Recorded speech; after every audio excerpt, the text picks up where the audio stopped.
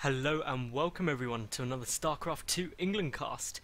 Today I have got game 4 of this best of 5 from the Gigabyte Nvidia Invitational, and it is between EGThorZaIN, who is the red Terran player in the top right, and FnaticMoon, who is the blue Zerg in the lower left. And well, game 1, game 2, game 3, they were all awesome. Game 4 promises to be absolutely sensational as well, with two mammoth Titan players. And well, basically if you don't want spoilers of game 1 to 3, then pause now and go and watch them, because you're missing out if you haven't seen them. But anyway, I'm hoping everyone who now hasn't seen them has paused and is watching them, because well, game 1 we saw Moon just play really solid, a solid macro game, and he just won through just sheer more numbers, more control, better dealing with ThorZaIN's drops, and was just fantastic the entire way through. Game 2, ThorZaIN came back. Moon was probably a bit too greedy, and ThorZaIN was just like, no, I'm going to do an awesome timing push, and you're going to be screwed. And that's exactly what ThorZaIN did. 2 medevacs, 1 marauder, a handful of marines and Hellions, and he just stomped Moon, who had nothing. And then of course we had game 3, which ThorZaIN lost. Moon got really lucky with some speedlings, which just got in through the supply depot, which wasn't up. It was the equivalent of this, and it just came running in, and ThorZaIN GG'd right there. So we've had some crazy games. What has game 4 got in store? Well, FnaticMoon already going for that 15 hatch. He's probably going to get a 16 pool after this. ThorZaIN, he's getting the gas at exactly the same time he normally does. The way he'll follow on from this is he'll lift this barracks, he'll start a command center and go for a 1-max command center. Is what he's done pretty much every game. And you know what? Every game it's been pretty a good opening, apart from game 3 where it was a bit of a kind of misstep. It just allows him to get those reactor Hellions out a bit quicker than if he'd gone for 1-max command center then the gas. It does delay the command center slightly, but what I really like that ThorZaIN does is that he builds the command center here as opposed to down here, and basically that just allows him to get that wall off and be safe from any kind of Zergling early pressure, which is just really nice to see. It's really, really good play. So absolutely fantastic. Meanwhile, down at Moon's base, well, he's getting up the pool at the normal time, he's getting the hatch. I expect on daybreak he'll take quite a quick third. It's not too hard to hold this. Yes, Hellions can come in, but the most interesting thing about Moon's openings in most of these games apart from game 3 is how many queens he gets. He goes for 6 queens on 2 bases. 6. Now, that gives him absolutely insane creep spread. It gives him such incredible defense against any kind of early pressure ThorZaIN can throw at him, with the transfuses there, with the extra range on the queens against the Hellions. It's just beautiful. So personally, I love that play. Something I'm going to be adapting into my own play, and it's just absolutely brilliant. So I cannot emphasize that enough, and it'll be interesting to see if FnaticMoon does go for that again. EGThorZaIN, of course, though, just getting up those Hellions, getting up that first command center, which is about 3/4 done. It'll get morphed into an orbital. And in game 1, of course, ThorZaIN went for a really quick 3rd command center, and that is exactly what he's doing this game as well. So ThorZaIN, of course, known as the Spoon Terran, because he just slowly spoons away at his opponent, playing very strategically and methodically, just allowing him to basically go further forward. And ThorZaIN not falling for the same trick as game 3. Those supply depots are firmly up. Meanwhile, we've got 2 more queens in production, 2 already out, so at least 4 going to be out here for Moon, and he's just moving that drone down to take his 3rd base.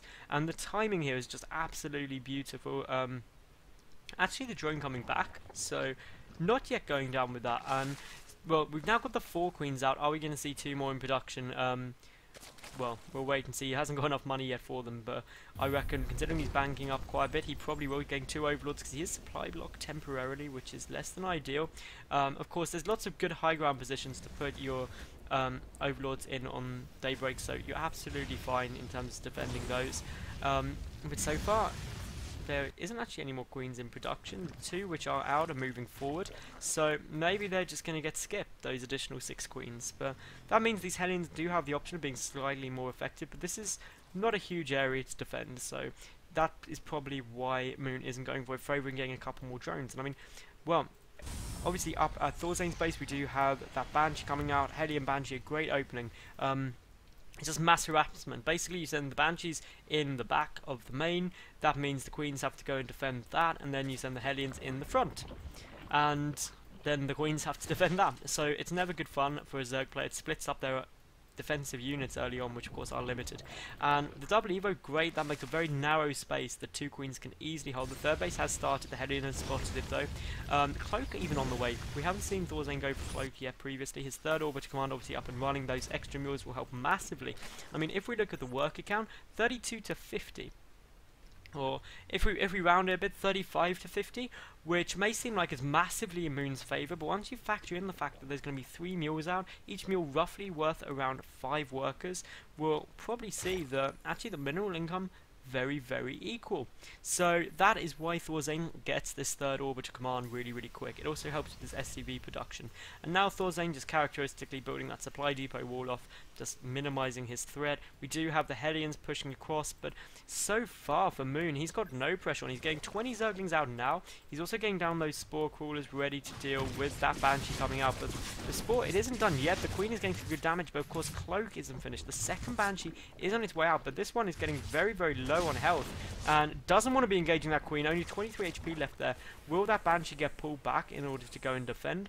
Or rather to get repaired? I think it will. I would almost definitely do that, and I'd suggest to all Terran players out there that if you do have an expensive unit early on, which is mech, always repair it. Actually, just repair all your mech units. It's a great way to heal them up really, really quick and keep your army effective. So definitely do that. Moon is getting down the infestation pit, and he's also going for this mass Zergling counter push, and I don't think this is actually going to get spotted until it's at ThorZaIN's natural, which would be huge problems. Although there goes down the Watchtower, but it's off just for a split second, although the Hellions will see it and they're coming back. But what is there in terms of defense? And also Moon getting vital scouting information, seeing that third go over.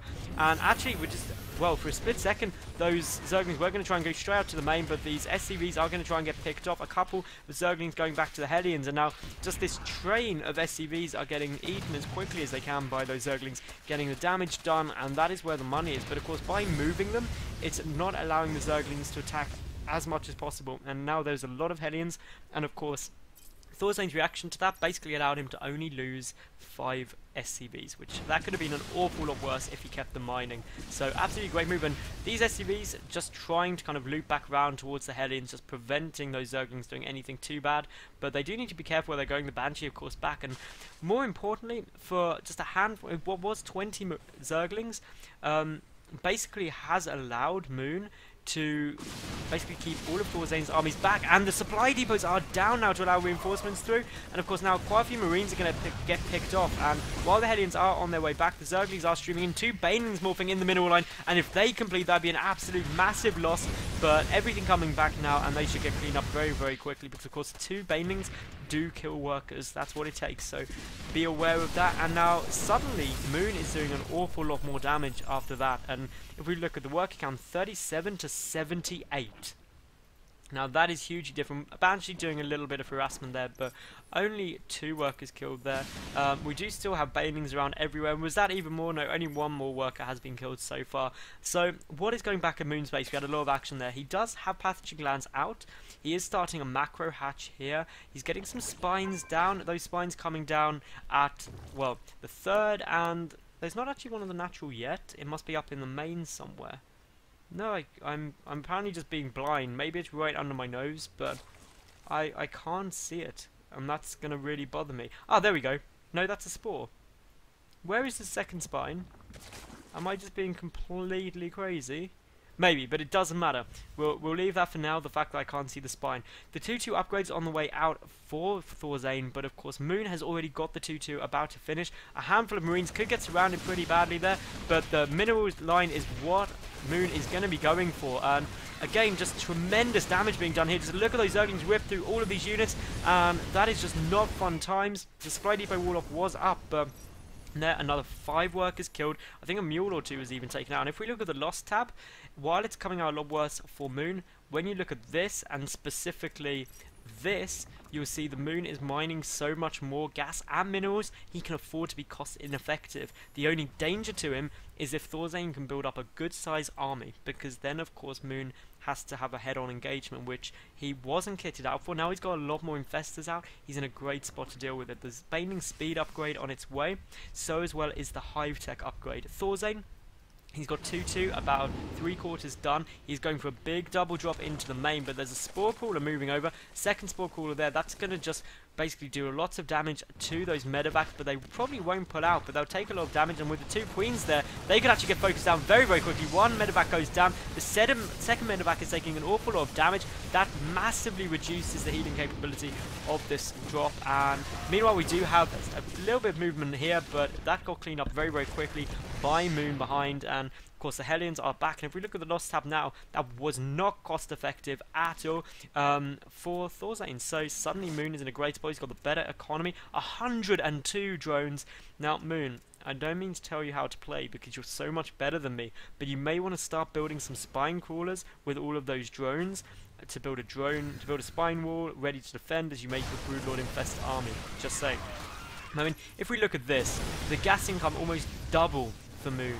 600 more minerals being mined a minute for Moon. That is just such a crazy better economy, and even with that, he's still keeping his money low.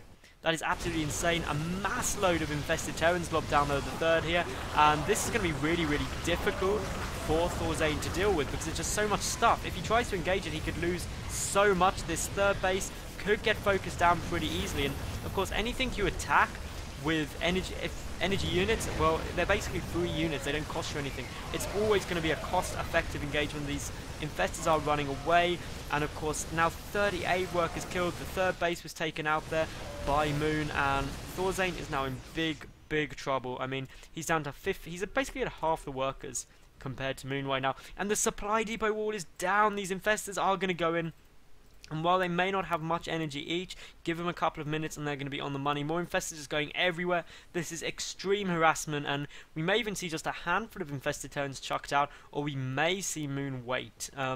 It'll be interesting to see which way he goes. He's got infestors at all 3 bases. Well, he did until that scan went down, but he's got infestors at the natural and the main. And of course, that is going to be really crazy hard for ThorZaIN to deal with right now. If it goes down, a triple drop being loaded up here. 1 medevac exceptionally low on HP. If that Spore Crawler were to focus it, it'd be big problems. I'm just trying to keep an eye on this mini-map to see when that goes down. This triple drop, what is it going to be able to do? Well, we do have a spine coming down, but all of this army is just in the middle. It's a very mobile army. Just so much there, and well, we've got a couple of units moving across. Those 3 medevacs have stopped because they were spotted. Changelings are there, and well, at some point all of these infestors are going to wreak havoc on ThorZaIN's bases. The supply is so much in Moon's advantage. The upgrades have leveled up. The 3-3 and the 3-3 melee for Moon pretty much level with ThorZaIN's. The only difference, of course, is we do have the ultra armor upgrade, and I do believe adrenal glands has been researched, which of course makes them so effective. 37 Banelings in production right now. We do have the 5th base on its way down, but ThorZaIN, he's got a big army. The thing is though with ThorZaIN's army, no tanks. When was the last time you saw no tanks at all? That's completely crazy, but at some point these investors are going to go absolutely crazy mad. But so far, they're going to see mass fungal bloats. Banelings engaging everyone. ThorZaIN's army is getting absolutely cleaned up. There were the mass infested Terrans everywhere. There's the GG from ThorZaIN already because he lost his entire army. But I just want to show you that. Imagine being in that position. Your army just crushed. Even if ThorZaIN had won that, he would have no economy because basically all of these had been taken out. And of course, that is the game and the set. So that does mean, of course, the Moon takes this series 3-1. ThorZaIN put up a good fight in all of the games, but wow, that was pretty sick. So thank you very much for watching. If you did enjoy, please leave an awesome comment, please thumbs up the video, and subscribe. New awesome games up every single day, so you totally want to subscribe. What else? Follow me on Twitter, that'd be sweet, that's on screen now.